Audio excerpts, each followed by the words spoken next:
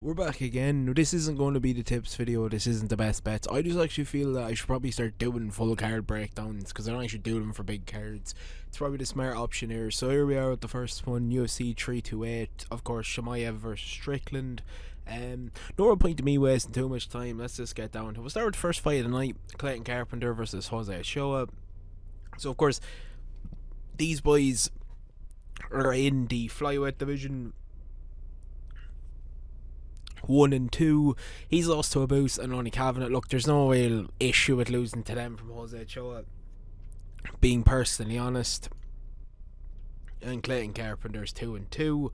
He's beaten Lucas Roca and Chircrumo Honduras, but he's lost to Trigger and Defilio. Looking at this fight pretty simply, I'm not going to go into stats. Look, I think Jose Ochoa wins this. I think he's the better strike and I think he'll be able to take the range. I would go with decision by this. I'll go 29-28. I would say Clayton Carpenter does have the better grappling between the two of them, but I think Jose Ochoa would be able to just piece them apart in the feet, stay away from them and keep on the back foot, stop the takedowns and just be able to strike them. Also, I might as well mention, and I'll put this at the start as well, if you do actually just want to see what I have fully for this card, you can skip to the end if you don't want to hear me actually explain everything, but I'm going to explain everything just so you know. Next to move into Bansen Sakor, Tung Sakor over here versus Dorian Santos. I'm not going to waste my time talking for this. I'm going to click into it because again, he's 1-7. There's no real waste of time. I'm not one of these American bettors that will go 1-7. Look. He's 1-7. He should win this, but I will actually give something pretty interesting. I'll go with decision because Dorian Santos is absolutely shit. Like, I mean, genuinely terrible. It is a good example to stop hiring people from the Contender Series and giving them big shots. His only real win is come against Danny Barlow, and everyone knows Danny Barlow's a big pile of shite. He just basically only has a left hand and that's it. Ozzy Diaz took him down. A very uneventful fight. There wasn't a lot landed. He only beat Will Corey under the Contender Series. I think the UFC have realised that Tung Sor here isn't exactly a great prospect. I think that was kind of pretty obvious in his actual fights against Eric McCann or Eric Nolan.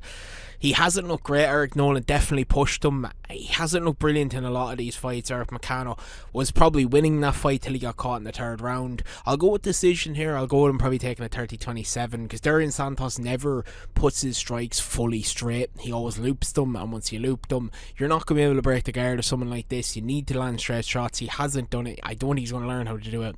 There's no point. 1-7, but I will take decision. I'll go with a 30-27. Next we move to Pat Sabatini versus William Gomes. This is an interesting one because it's actually kind of a hard fight to call.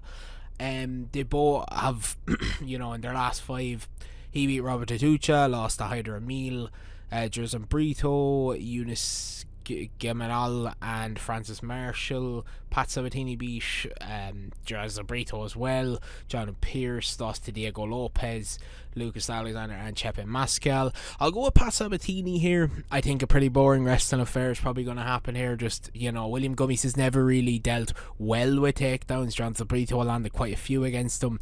He doesn't really work well in wrestling, doesn't have great strike, and I said Pat Sabatini takes this one. I actually locked Chepe Mascal against him 5 months ago and it didn't land because again, Chepe Mascal just didn't really get going in the fight. I think Pat Sabatini neutralised him quite a bit with wrestling, and I can see that happening again here against Jaguar.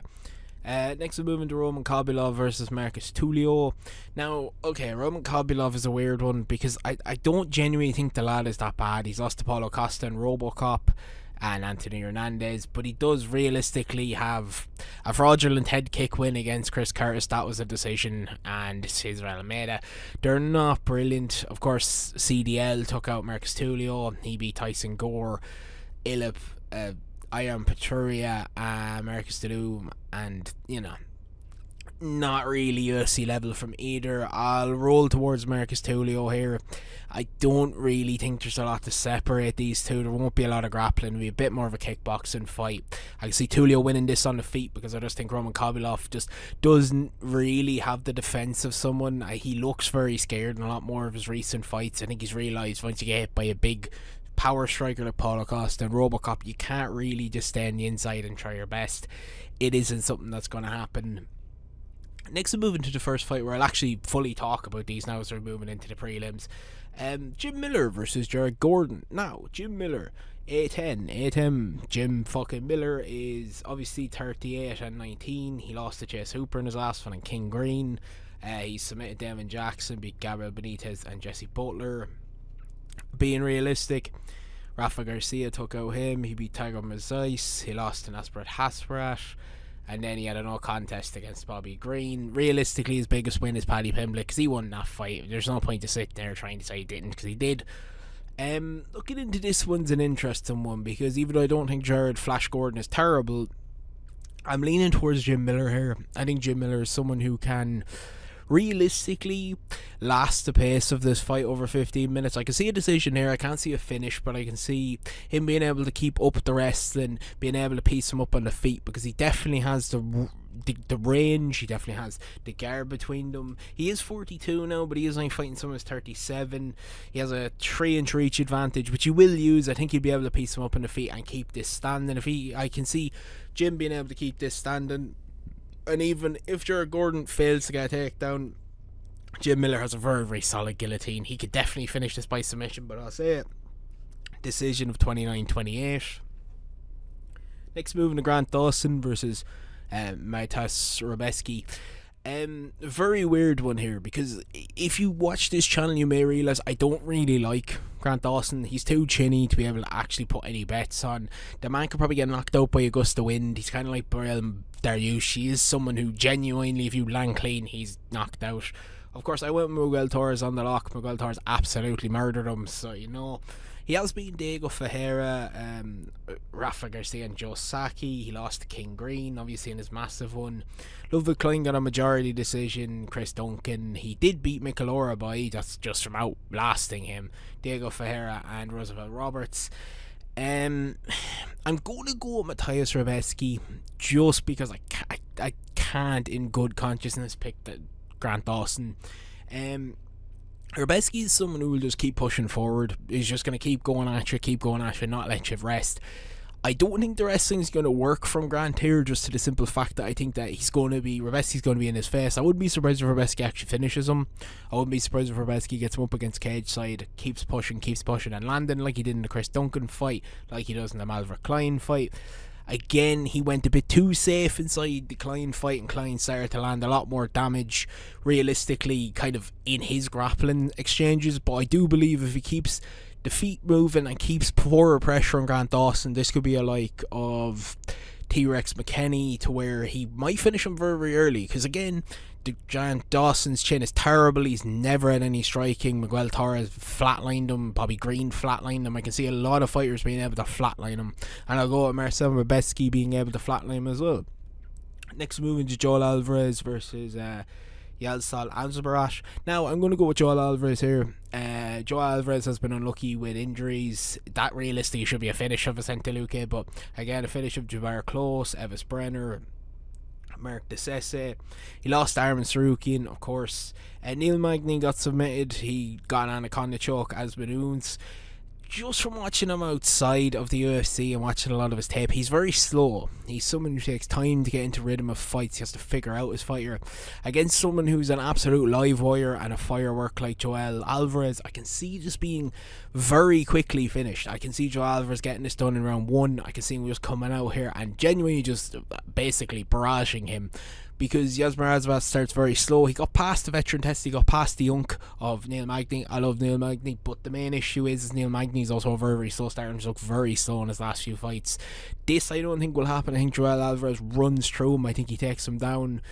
Well, no, not takes him down, sorry, but I think he knocks him down. I think he finishes it from there. I think he's just someone who's just too quick for the likes of Yasser Azbarad. I think he's just come over to the UFC just a bit too late. Again, Joel Alvarez is older than him, but Joel Alvarez does not need this. You know, he's 6'3" versus 5'11". He has a 2-inch reach advantage. I'll go with Joel Alvarez. I think he just basically is able to blow him out of the water by moving fast. Now, I'm not going to waste my time talking about this fight, because to be honest, Arthur Goober over here has proven that he is realistically just a left-hand merchant with nothing really else. But I assume he's going to sharpen up his skills here. He'll probably finish Ozzy Diaz inside the first round. Let's just move on. What's the point? Arthur Goober, round 1 knockout. Simple as that. We'll go down to King Green versus Jeremy Stevens. So Jeremy Stevens is an interesting one, because even Stevens is genuinely not a bad fighter. He's just someone who's unlucky, because you can't knock him out. It's very, very seldom you knock him out. He has 3 knockout losses, 2 in the first round. The last time he was knocked out was 2020 from Calvin Cater. He was knocked out in bare knuckle, that's completely different, and it was in round 5. But realistically, his last one in MMA was 5 years ago nearly. Or 6 years ago nearly, may I say, to the date, because actually this card will be on basically after this. It'll be 6 years since he's been knocked out. I think that he might give a strong fight to Bobby Green, but I think Bobby Green will take this pretty easily. Probably a 30-27, maybe a 30-26. Even Jeremy Stevens has stayed in a lot of fights. He is definitely someone that's still alive to be able to get a knockdown, but I will say that King Green takes this one just by the simple fact of Stevens doesn't really move his head. He doesn't really have any footwork. He never really has had it. Again, King Green should just be able to piece him up on the feet and take a 30-27, maybe a 30-26. But next we move into Sean Brady versus Joaquin Buckley. Very interesting one here, because of course Sean Brady has been able to beat the triunks that he beat, Calvin Gastelum, Leon Edwards and Gilbert Burns. He lost to Brel Muhammad. Somehow he was knocked out, TKO'd by Brel Muhammad. And of course Michael Morales ran through him, because Michael Morales said was always going to run through him. Joaquin Buckley's most recent losses to Kamaru Usman. He beat Covington, Thompson. Again, they don't both really have great records. My main concern with this one is how bad Buckley dealt with takedowns from Usman. Now, Usman is obviously still very good, but he just didn't really utilise his feet, I guess is the best way to put it, because again, Usman was just pushing him up against the cage and taking him down at will. Didn't really land the strikes that were needed. I could see Sean Brady doing the same for 15 minutes, so you know what, no, I'm going to lean towards Joaquin Buckley. I think Joaquin Buckley's speed and explosiveness should be able to help him stay up on the feet here and not get taken down. I think Brady, realistically, once you take him away from fighting unks, I don't think he looks that good, to be personally honest. He got takedowns against Leon Edwards and Gilbert Burns, because of course he did. Both of them are kind of washed inside the sport, for being realistic. I think Joaquin Buckley's still on a rise. I think he'll be able to take this 29-28. I think he'll be able to keep this standing for the most part, and I think he'll be able to land strikes just to be able to edge a split decision, maybe a robbery. Next we move into Volkov versus Waldo Costa. I was very heavy on the Pirate for a bit of time. I was very, very high on Sosawai, but see, the one thing that I want to highlight is his loss to Sergey Pavlovich, because look, he's beaten the likes of Derek Lewis, Shemelagiz, Andrew Delija after being poked in the eye, and Spivak. He's beaten the shit of the heavyweight division, is the best way to put it. Volkov has basically won his last 5. That Saragan was a robbery, and then Charlton Almeida, rightly so, did not get the win from just sitting on him, and rightly fucking so. Of course, he's beat Sergey Pavlovich in a very, very odd fight, and I think this could be the blueprint for this one. I think Volkov stays on the outside, Volkov takes him down. Volkov just wrestles more than anything else, but also keeps him on the outside of his jabs and his straights. He just keeps him on the back foot, as he is 6'7". He has an 80-inch reach, 2 more reach than Salsa Boy.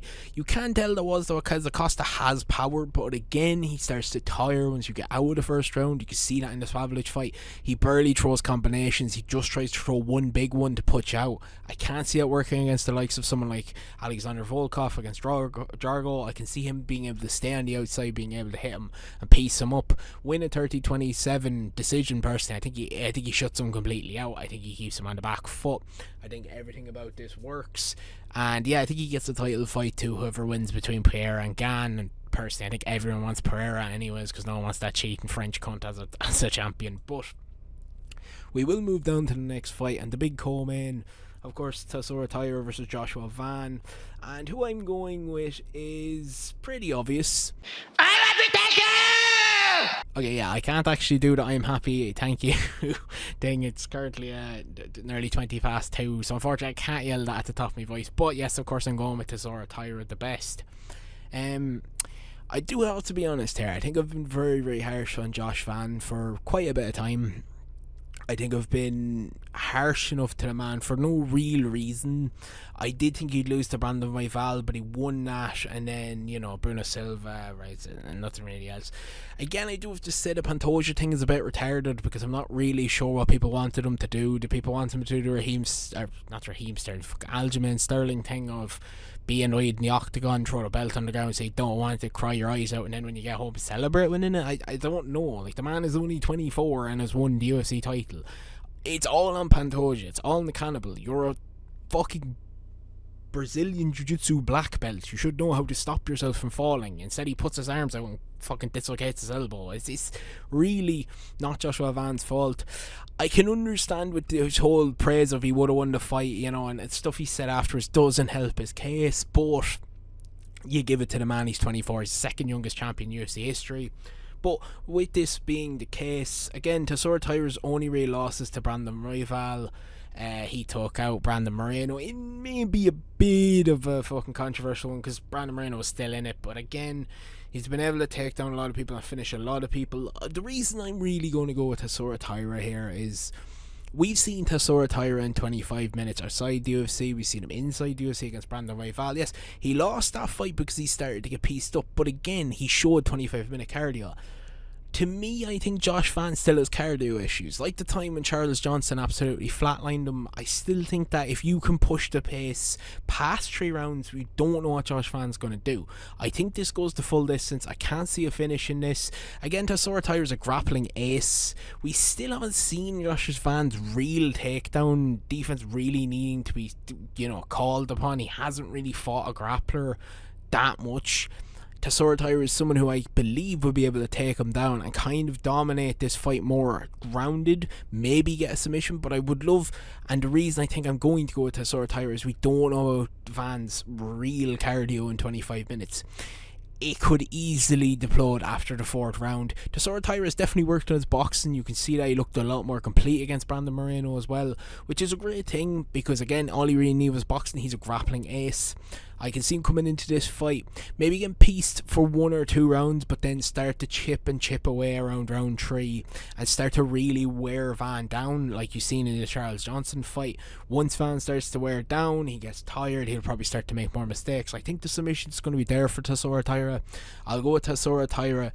I'll go with submission or decision. I think that's probably the right way to play this. But yeah, I can see Tassora Taira definitely winning this belt and taking it. And I don't know what you really do with flyweight after this, even when he wins the belt. I guess Haraguchi, maybe they have something big in Japan for that.